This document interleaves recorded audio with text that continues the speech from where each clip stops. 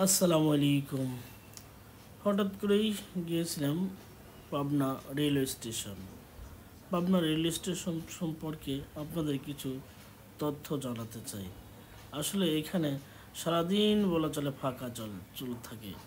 এইখানে একটি ট্রেন রাজশাহী থেকে ঢালারচর চলাচল করে, তাও সকালে এবং রাতের দিকে আসে এবং রাজশাহী থেকে আসে এবং যায়। এই স্টেশনটি অত্যন্ত সুন্দর।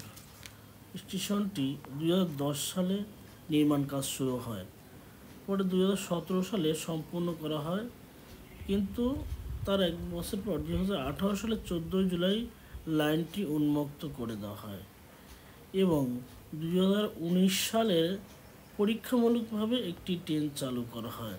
তারপর থেকেই পাবনা ঢালারচর একটি ট্রেন নিয়মিত চলাচল করছে।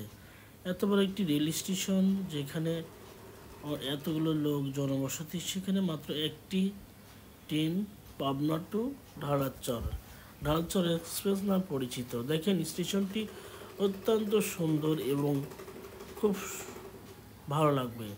অনেকেই অবশ্য ভালো লাগার জন্য আসে ঘুরতে, কিন্তু এখানে যাত্রী সাধারণ দেখবেন খুব কম। যোগাযোগ ব্যবস্থার জন্য যে মাধ্যম তৈরি করা হয়েছে সেখানেটাই ঘাটতি। এই স্টেশনটাতে সারাদিন ফাঁকাই পড়ে থাকে, শুধু বাইরের লোকজন এসে বসে বসে থাকে, যাদের ভালো লাগে না, অর্থাৎ দর্শনার্থী পর্যটক, তারাই এসে বসে থাকে। কিন্তু কাজের কাজটি যাত্রী পরিবহনের ক্ষেত্রে এখানে তেমন কোনো ট্রেন নেই। শুধু একটি ট্রেন রাজশাহী থেকে ঢালারচর পর্যন্ত যাওয়া আসা করে, দিনে একবার আসে একবার যায়। এই এত বড় একটি স্থাপনা এখনও প্রায় মূলত অকেজই হয়ে পড়ে আছে।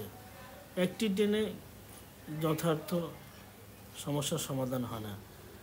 এখানে যদি আরও কয়েকটি ট্রেন সংযোজন করা যেত বিভিন্ন রুটের, তবে স্টেশনটি আরও মুখরিত হতো, লোকজনের সমাগম থাকতো।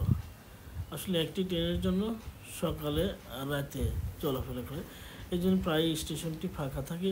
এটি স্টেশনটির দৃশ্য আপনাদের দেখানোর জন্য আসলে মূলত ভিডিওটি করা। এই ভিডিওটি দেখার পরে যদি আপনাদের ভালো লাগে, পুরো লাইক কমেন্ট শেয়ার করবেন এবং সাথে শেয়ার করবেন এই জন্য যে অন্যরা যেন স্টেশনটি সম্পর্কে জানতে পারে। পাবনা শহরে যে একটি স্টেশন আছে সেই সম্পর্কে জানতে পারে।